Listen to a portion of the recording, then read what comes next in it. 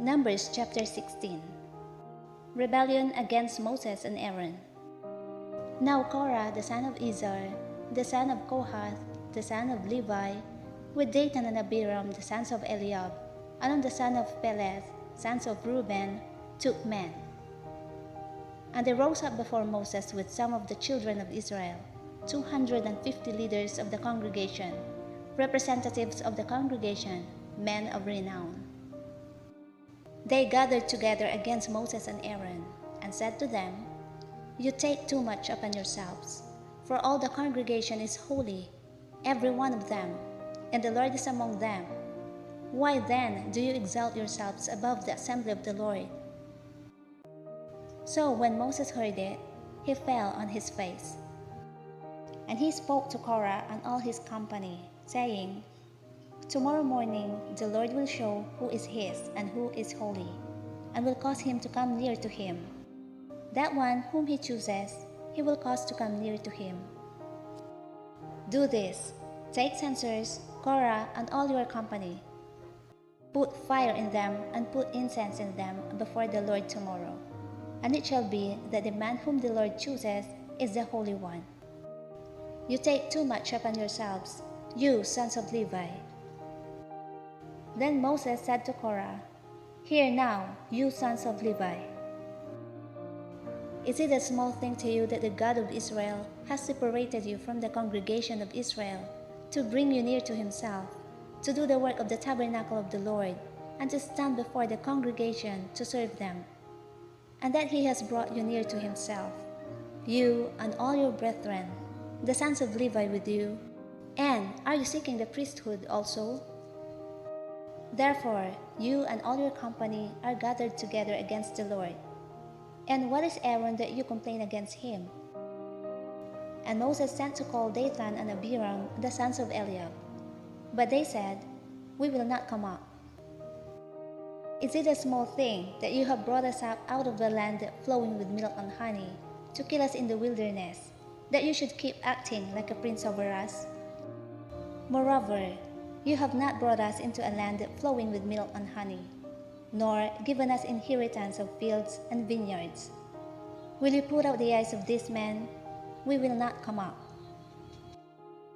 Then Moses was very angry, and said to the Lord, "Do not respect their offering. I have not taken one donkey from them, nor have I hurt one of them." And Moses said to Korah, "Tomorrow you and all your company be present before the Lord, you and they, as well as Aaron. Let each take his censer and put incense in it, and each of you bring his censer before the Lord, 250 censers, both you and Aaron, each with his censer." So every man took his censer, put fire in it, laid incense on it, and stood at the door of the tabernacle of meeting with Moses and Aaron. And Korah gathered all the congregation against them at the door of the tabernacle of meeting. Then the glory of the Lord appeared to all the congregation. And the Lord spoke to Moses and Aaron, saying, "Separate yourselves from among this congregation, that I may consume them in a moment." Then they fell on their faces and said, "O God, the God of the spirits of all flesh, shall one man sin, and you be angry with all the congregation?" So the Lord spoke to Moses, saying, "Speak to the congregation, saying, Get away from the tents of Korah, Dathan and Abiram." Then Moses rose and went to Dathan and Abiram, and the elders of Israel followed him. And he spoke to the congregation, saying, "Depart now from the tents of these wicked men. Touch nothing of theirs, lest you be consumed in all their sins." So they got away from around the tents of Korah, Dathan and Abiram. And Dathan and Abiram came out and stood at the door of their tents, with their wives, their sons, and their little children.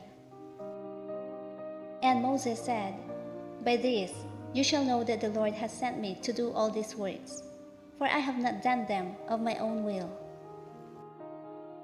If these men die naturally like all men, or if they are visited by the common fate of all men, then the Lord has not sent me.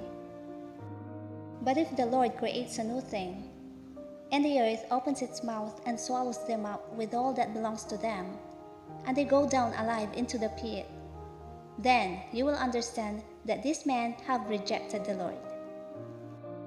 Now it came to pass, as he finished speaking all these words, that the ground split apart under them, and the earth opened its mouth and swallowed them up, with their households, and all the men with Korah, with all their goods.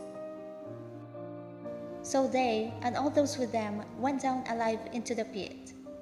The earth closed over them, and they perished from among the assembly. Then all Israel who were around them fled at their cry, for they said, "Lest the earth swallow us up also."